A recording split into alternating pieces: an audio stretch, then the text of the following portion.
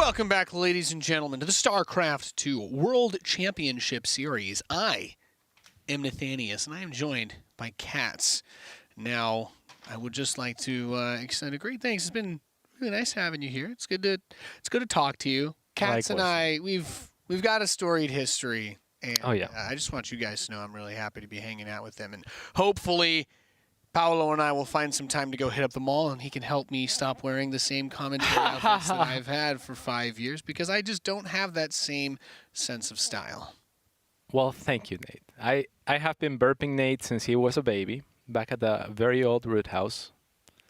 The good old days. Where you like to sleep on the floor for some weird reason. Because then I could get up next to my computer and play more. He had a bed. I mean, we provided a bed. He just chose the floor. Honestly, you guys had a really good carpet, and the AC worked better in the living room. So that is a fact. Yeah, the AC only worked in the living room. Was it you and Rob? You guys always make tacos as well. You guys made really good. You guys made really good tacos. Yeah, once in a while we can do tacos for show. Yeah. All right, we have a very epic matchup. That's right. It's final match of Group B for babies. There you go. We're talking about burping. Group B for burping babies. There you go. Love it. It's an important process, honestly. It's you might laugh, but you literally needs to be done. Oh, I know. You weren't a good caster until I started burping you. Yeah. I know this much. That is very true. As we are loaded in, start this one off on Thunderbird. In the bottom right, we have the red Zerg player. He is TLO.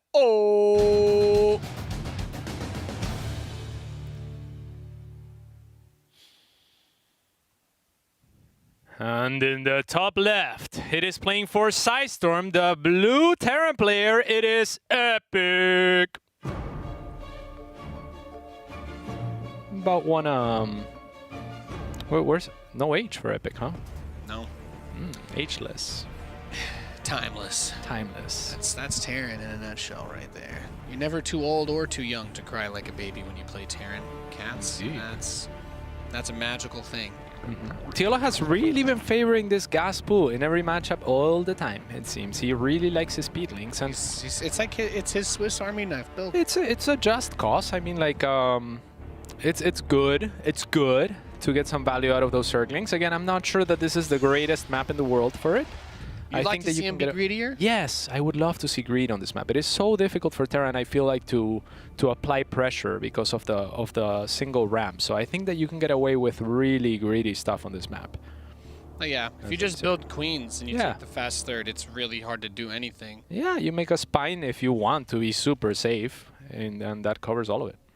Yeah, I don't disagree with your thought process, Cats. Even with mining one of the mineral patches out in the middle, still feels like it takes forever to get stuff across, too. Yeah, absolutely. And I love that Epic has consistently done that. I haven't seen that many Terran players do that, just like mine it on the way to the Zerg so that the Reaper arrives a little bit sooner, right? Yep. Opening the door for your early scout, your early poke. Indeed. Very important on a map so large, and it can really offset things, because if you're a player that's used to the timings here, you don't expect the Reaper for a little bit longer, and it will arrive now. We'll force one of those drones to be morphed into most likely an extractor. We've seen Epic pick off a drone in his earlier match today. We sure have. The Queen is here. He has to run. Nice try by TLO. Drone trying to block. It's a risky business there, saving that Reaper. Almost lost it. Imagine that. The drone that he wanted so desperately ends up being what kills that Reaper. Oh, almost poetic. Poetic indeed. That would be poetic. The ballad of the Reaper and the drone. That would be a story for the ages. Now, Epic did beat TLO the last time that they played on this specific map. That's right. This was the really sick good game for him. He walled off. He walled off the big ramp, and he built that wall. He's doing it in the same spot. He built the wall at the big ramp. He had the greedy third that he built on location as well behind his Hellions. So let's see if he does that. Let's see if he throws the Hellions away. And let's see if when he throws the Hellions away, TLO just builds 17 Banelings outside of his net. Yeah, that he we'll does see. nothing with because there's 2 tanks. Yeah, we'll see. I doubt we'll see the same exact patterns. Did we see Liberators last time around from Epic? All right, then we're already switching it up, and I like it. He went Banshee. He did the 2 Banshees last time. On this Oh, map. he sure did, yeah. Ooh. And it didn't accomplish much of anything, huh? Look at that, straight to 3 racks. No 3rd command center. Ooh, and I like this. He's mixing it up. I mean, TLO is a very intelligent player, a player that is very capable of adaptation on the fly, and I think Epic is trying to offset this by kind of throwing a different curveball here. Yeah. Yeah, some fools in the Twitch chat were questioning Dr. Dario. Someone said, does he really have a degree? Is he really a doctor? And like, when you play StarCraft for this long, yes. How many years is it for a doctorate, Cats?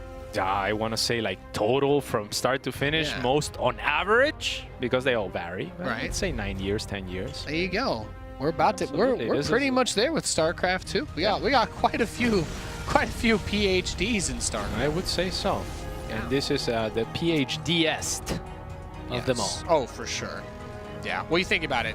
TLO's mind moves so fast that with that big brain of his, that time kind of moves slower. So from his perspective, he's actually been playing StarCraft 2 for like 16 years. Yeah, he's the only player that doesn't get slowed on Turbo Cruise. Exactly. He goes faster. Yeah. It's like He slows. he's like the Flash. Like everything else just appears to move slower to him. Mm-hmm. So these Hellions are gonna slow down his creep, but not for long, of course. A momentary lapse for the Windy Wish. So he does get a 3rd, and he still goes for the double eBay, and he gets it up before the evolution chambers, so he could still have that very well-timed upgrade setup. Not that he'd have a huge advantage, because the evolution chambers aren't super far behind, and he still hasn't started as 1-1, but this gives him a little bit of a faster initial oomph, because he'll get his first wave of Marines with Stim and the Medivacs out a little bit earlier. So the 3rd's not quite as fast, but I don't think that's a problem. He could do a lot here. The creep spread's only just now starting to push out from where the 4th is. So if he could get some pressure on the 4th, that would be huge. Yeah, the rocks are still gonna be up for a little bit, but TLO has been very conscious of breaking those rocks whenever he needs to. And whoa! I love Mind that. blown. We talk about the creep spread just starting to push out. Dr. Dario says, that's what I've got Overlords for. Yeah, and actually pushes the Hellions into the creep spread. Like, those Hellions are so confused because it is only Dario that can make them choose to go on Can creep. you believe someone questioned Dr. Dario? It's outrageous. Unbelievable. Inconceivable. Indeed. 2 medevacs almost full, so perhaps a little bit of a... Oh, okay. The Liberator doing the proper thing. Has been shift-clicked onto the 3rd base.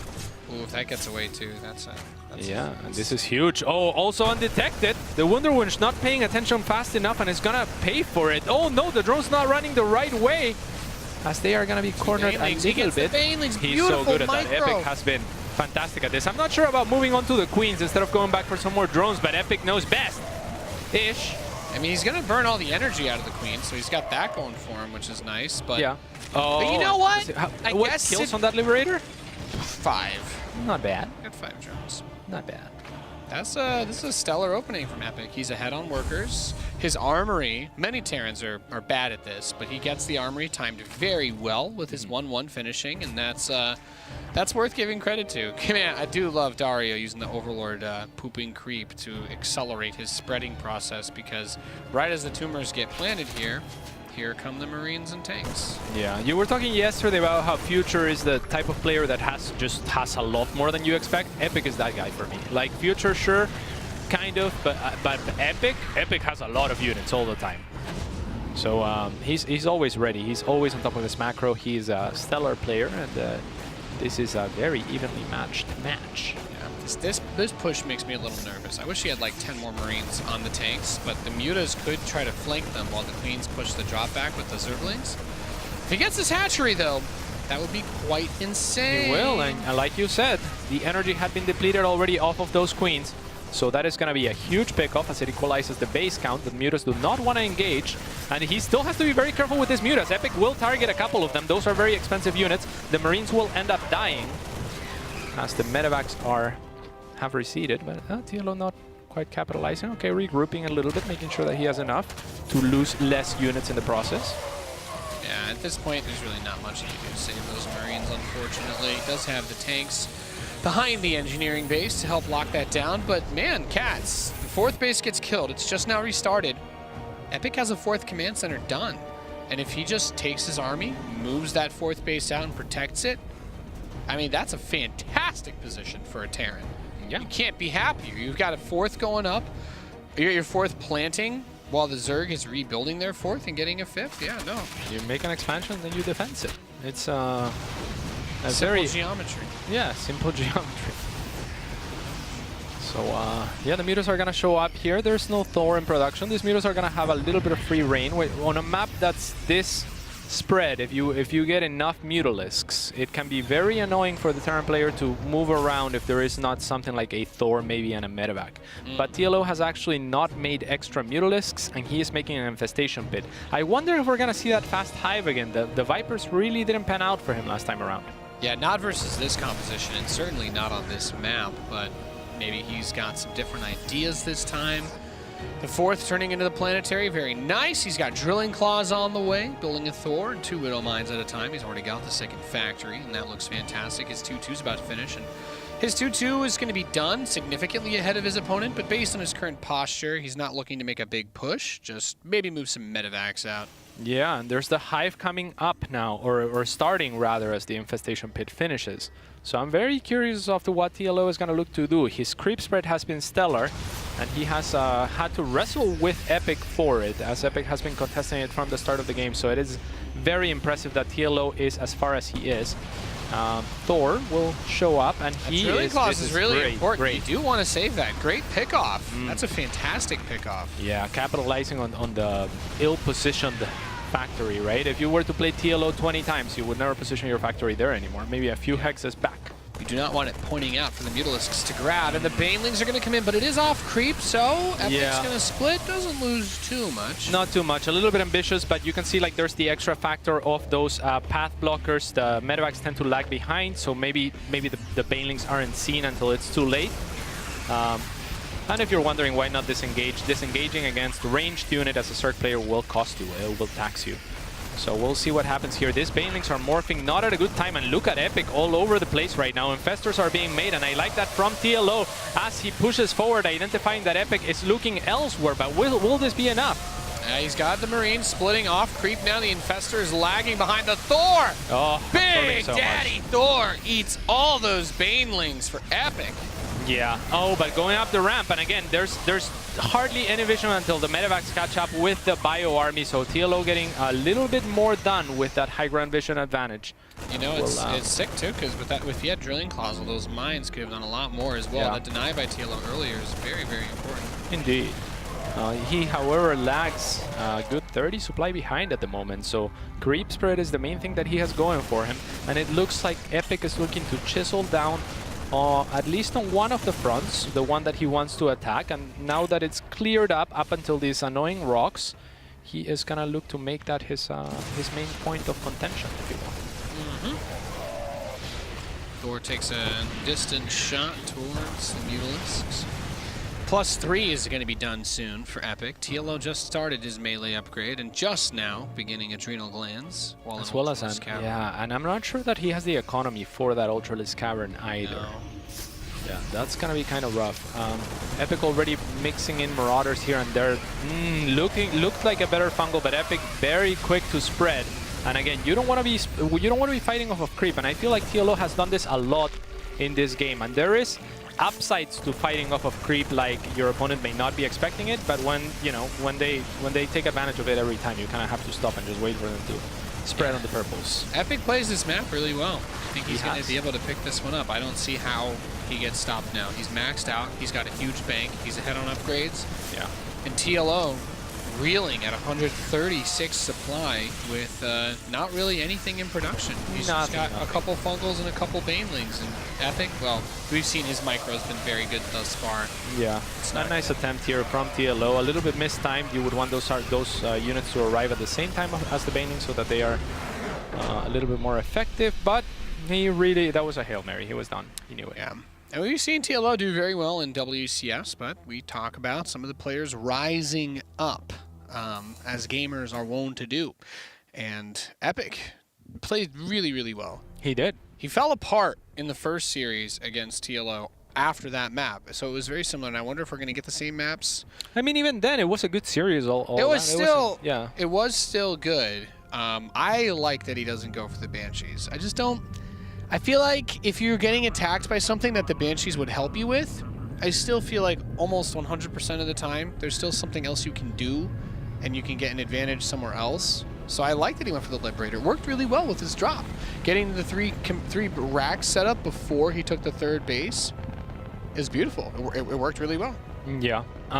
Now, I would love for Epic to go for something like Battlecruiser Opener on any map, really, especially because TLO has been going consistently for that very fast speed.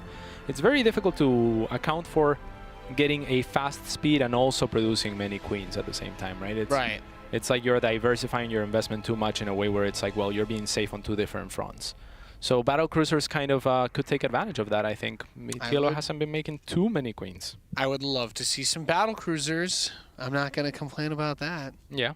We haven't seen it from Epic yet, though. No, we haven't.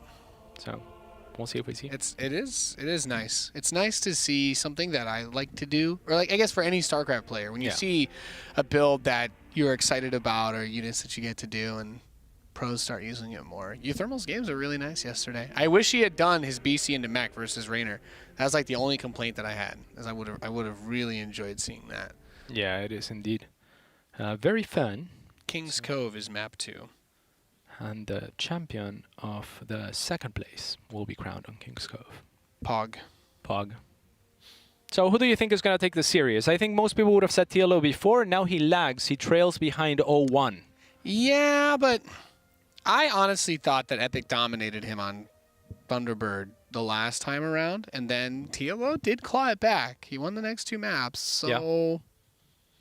And I feel like as much as Thunderbird seems like a very surgy map, Epic, it kind of plays to Epic's strengths because he is a very macro-oriented player. Yeah. And TLO has been playing very safe, which is not what I think the best approach on a map like Thunderbird, right? No, I totally agree.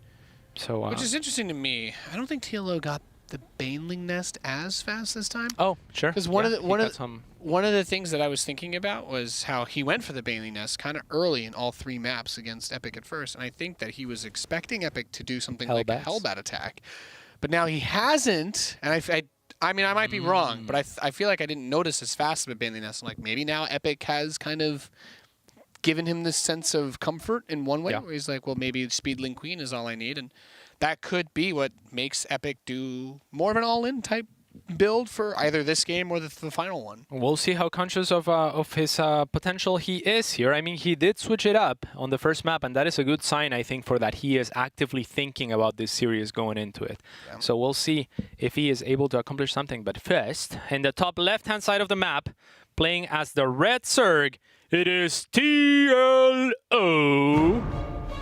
for Team Liquid. One of the most legendary teams to be born in StarCraft. I know that I'm German, but now I'm all about the Putin. Oh, Dario. In the bottom right, his opponent, the blue American Terran. He is epic. He sure is. Looking to improve on that top 8 Philadelphia. I would say that this result in itself would be worthy of overtaking that in the next in his next graphic. Fear Dragon knows everything about every American player that's ever played. Indeed, he does. And I'm going to try and channel some Fear Dragon here, but I believe the last time we talked about Epic, he told me that in that top 8, he actually, or in one of those tournaments, he was one of the guys that took a series. It was either him or Future. Oh, now I'm nervous to see this. I'm nervous. I was thinking about players that he beat, and I'm like, it might have been Future that actually beat me. Well, I'll tell you what, he has beat everyone on the ladder. Yeah. So. Epic's good. He's very good at the video game, you could say. Very much so. So I want to see a little shakeup. I'll tell you what I want. He's only shown bio. What I really, really want. So tell me what you want. What you really, really want. I want to. I want to. You really want to? Really, really, really want to. I don't know the next line, actually. Zig-a-zig! Ah. It's okay. My bad. It's okay. It's all good. The Reaper's gonna... He's got the SCV patrolling at the 3rd. I like that. And then the Reaper is going to go straight over to the natural, trying to delay the third base if he can. Those two Lings are going. But he really just wants to create the space, right? Indeed. So very good, especially because on this particular map, that's the only third that you can take or that you want. Yes. So very well done with the SCV. He pushes the SCV away now, but he didn't bring the drone so that he could take it before the Reaper showed back. Yeah, and the Ling is trying to lead the Reaper astray. I would not bite. I would go back and deny the third. Go back. Go back. Fast and furious. Pog. Nope. Outsmart it. Okay. Well, Okay. well, that's a little bit of a shame. I mean, the Ling has no reason to run the other way unless he's baiting for the drone to take that third, right? So Epic not really thinking as clearly as perhaps he could have or should have in that situation, because TLO is not going to send a random pair of Lings for no good reason, right? Right, so, right. of course, he manages to take that third. Right on. You're right on.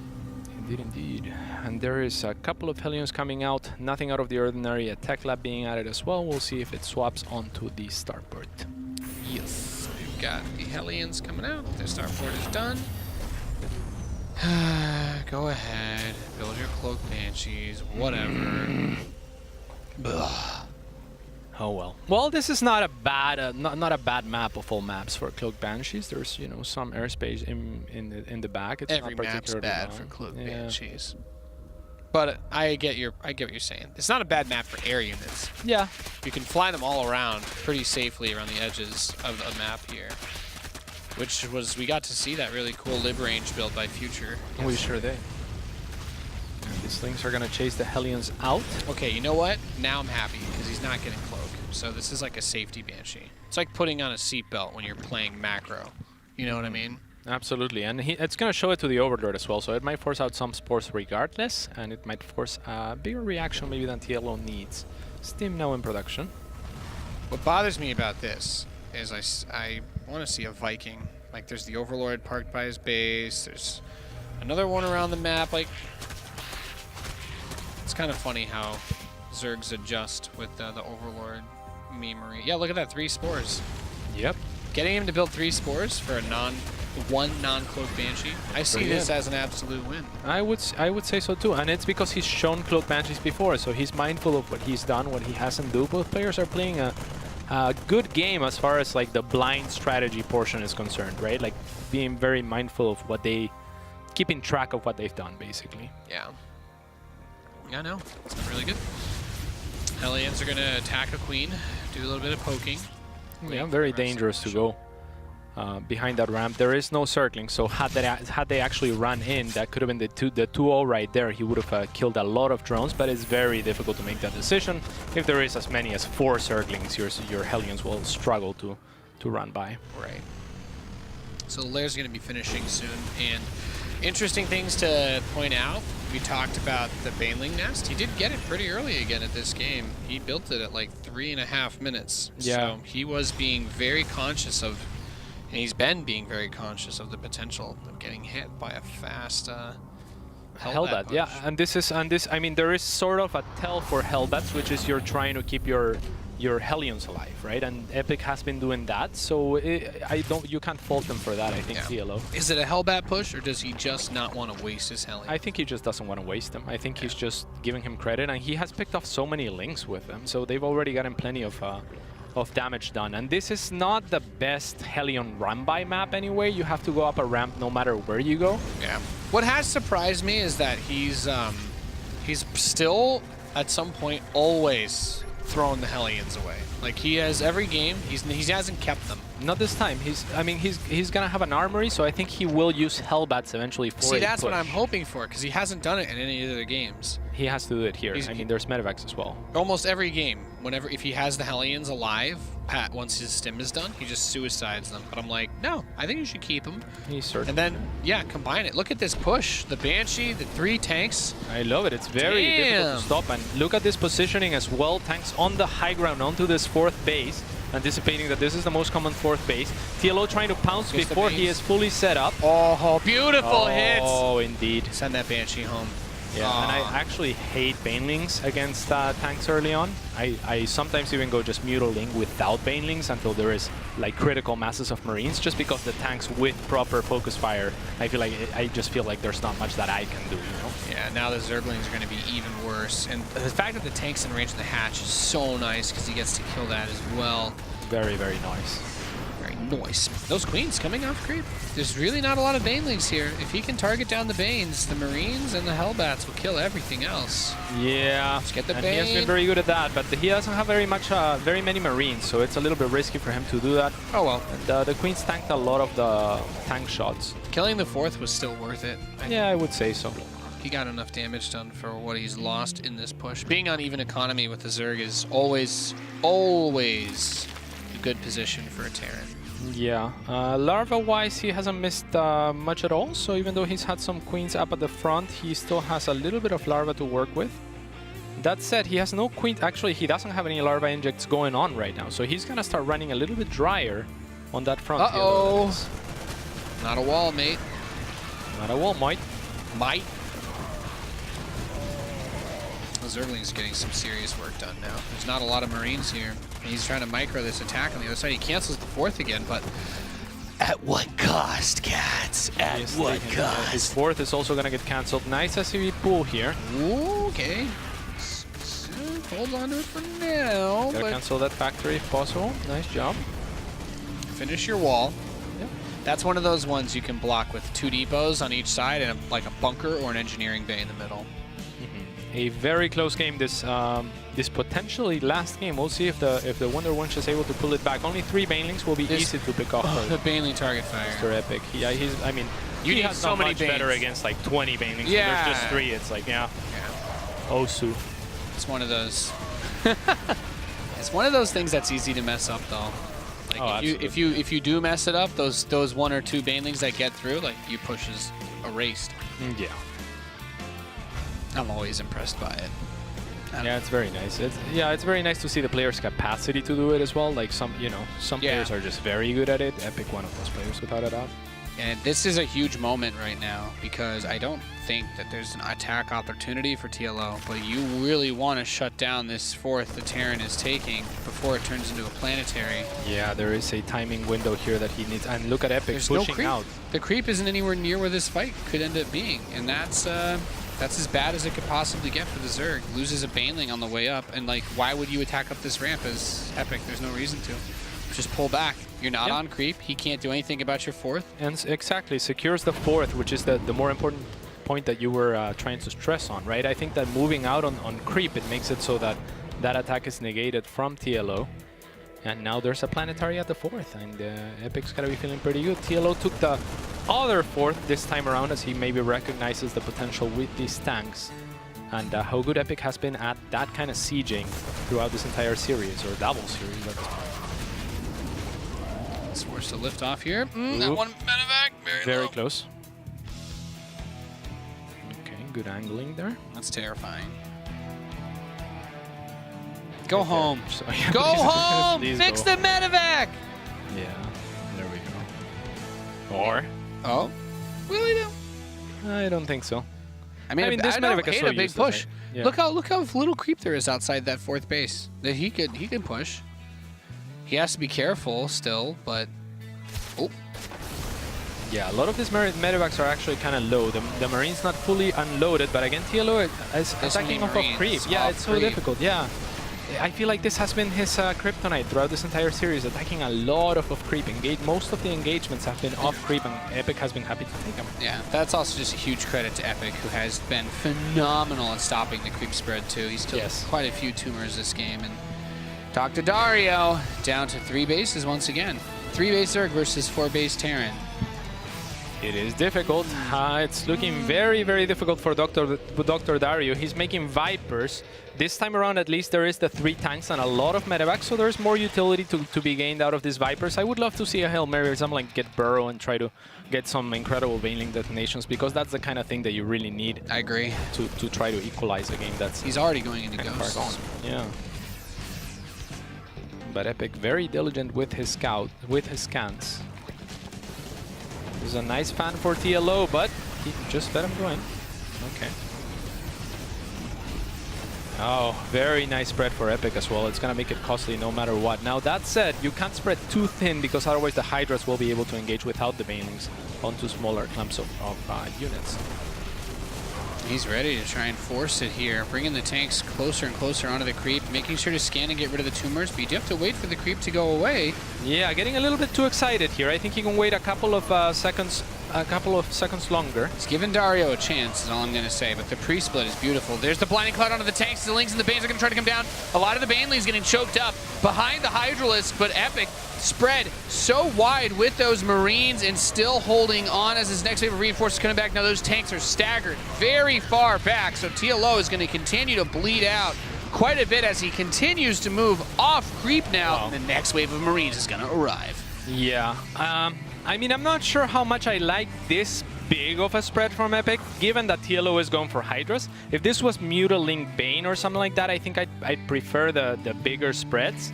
But because it's Hydras, a lot of what TLO is doing is just engaging with his entire army against smaller portions of the army of Epic, which makes it so that TLO can actually trade with those Hydras. That said, the problem for TLO is not that engagement, which I think went well for him all in all, but rather the fact that he's 2 bases behind now. Yeah, that's the real kicker. If TLO could take a fight like that and he had this base mining during that, like if he'd been able to sneak it earlier, Yeah. then we're looking at a completely different ball game. But he is significantly far behind, and Epic is going to transition into advanced ballistics. So those Liberators are going to have the insane siege range, and that is really going to complement those double tank production. That is absolutely nasty, and the Liberators, I think, are a perfect choice against the army composition that TLO is going for right now, right? Like, Liberators normally not that great against Mutaling Bane because they overkill Lings and Banelings and don't fare too well against Mutas. But against the likes of Hydras, they're going to be great zoning tools and make it a little bit more costly for TLO to engage onto his smaller clumps of units. So kind of accounts for that. Very nice flank from TLO, though. He's going to be able to clear this out well, I think, despite being 50 supply behind or so.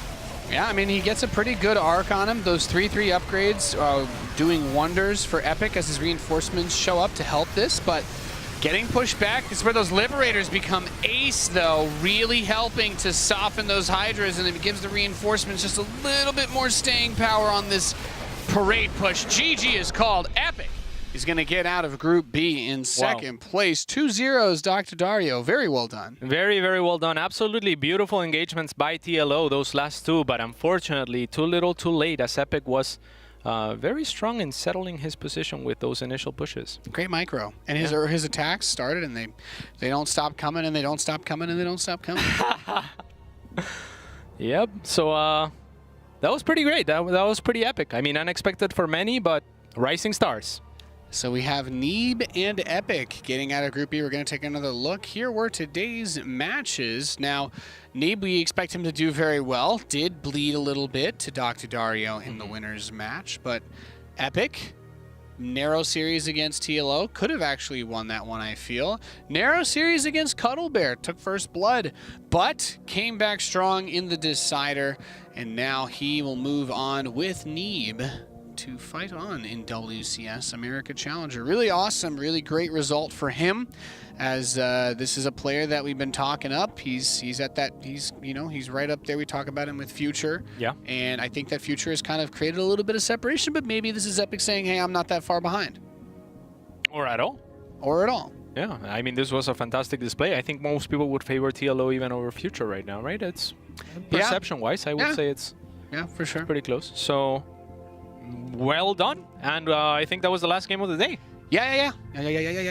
That's right. So tomorrow we're going to be going into Group C for Capricious, and that is going to be an amazing set of games of StarCraft 2 Legacy of the Void. We're going to be live tomorrow, same time, 7 a.m. Pacific for Europe, and then we'll be going all the way through that group and the NA group again afterwards.